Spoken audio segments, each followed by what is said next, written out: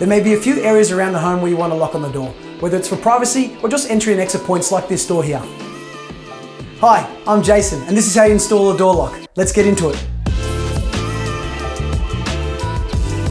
As this is a new door, the first thing we're going to do is measure the height for your new handle. A good tip is to measure the height of all the other door handles in your home and match them to this height. Otherwise, 1050 millimeters is a good guide. Next, measure and mark the backset distance.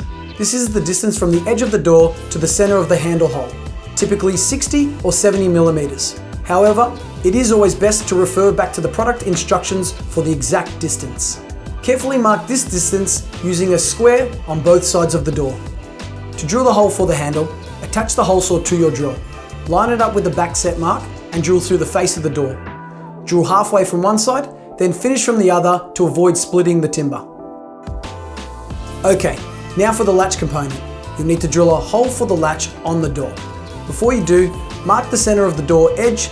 Use a spade bit that matches the width and the depth required for the latch to fit snugly. Then drill. Insert the latch mechanism into the door edge, making sure the curved side faces the door jamb.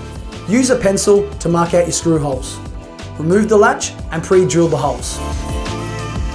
Then, place the latch back inside the door and secure it with the screws. Now trace the outside of the latch face using a pencil or utility knife.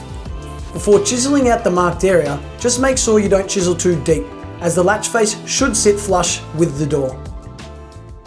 Now, let's install the door handle. You want to start by aligning the outside handle with the spindle and insert into the hole. Then, attach the inside handle. Once aligned, tighten the screws and secure it into place. Then test the handle and key and ensure that they both operate smoothly.